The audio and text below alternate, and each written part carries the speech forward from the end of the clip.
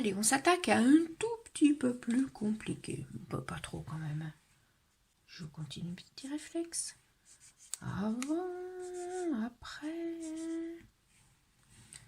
Ensuite, j'entoure. Vous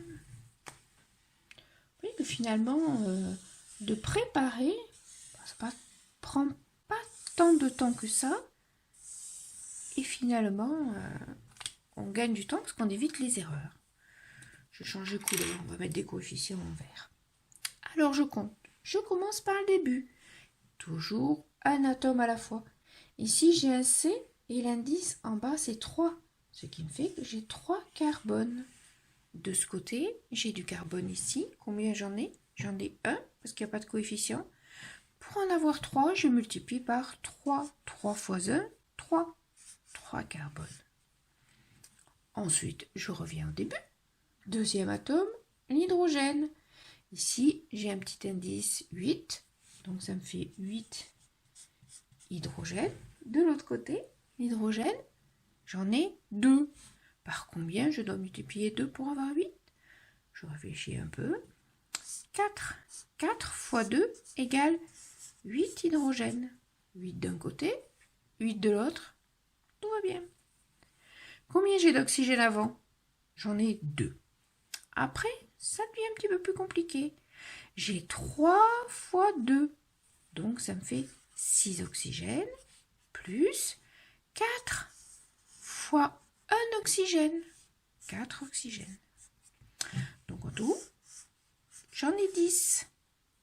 Donc, ici, par combien il faut que je multiplie 2 pour avoir 10? Eh bien, par 5. Ben, finalement, il n'était pas si compliqué que ça. Voilà, on va en faire une autre. Allez, cette fois, c'est la combustion du butane. Le butane, c'est C4H10. Hop, avant, après. Ah, vous avez vu, j'écris toujours aussi mal. Ensuite, je tourne. Hop. Je touche pas ça.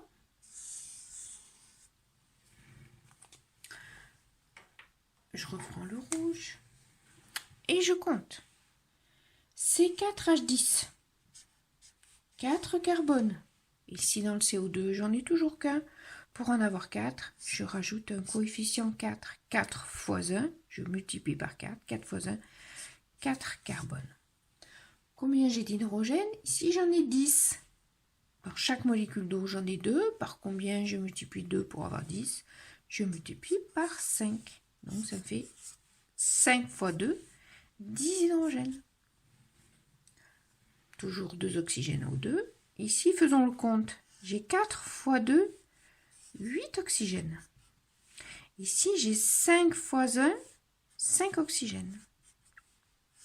8 et 5, ça fait 13. 13 oxygènes de ce côté. Et de ce côté, j'en ai 2. Donc, par combien je peux multiplier 2 pour avoir 13? Eh bien, ça me donne un nombre impair. Et donc, ça va pas. C'est là où on a deux solutions. La plus simple, c'est de prendre ce nombre, 13.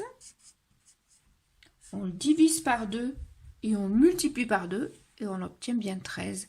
Donc, on met une fraction. Deuxième solution, je vais l'écrire au-dessus. Je reprends mon équation de bilan. C4H10 plus O2 donne CO2 plus H2O. Et je vous ai dit dans la leçon, on multiplie tous les coefficients qu'on a déjà par 2. Donc ici, j'avais pas de coefficient, donc ça voulait dire 1, je multiplie par 2. Ici, je ne suis pas censée savoir. Là, ça va me faire 8.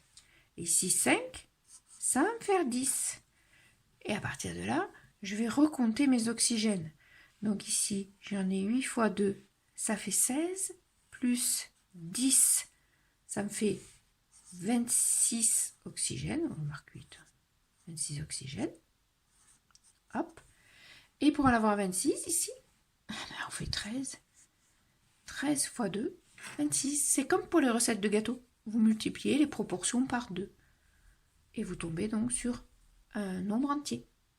Voilà.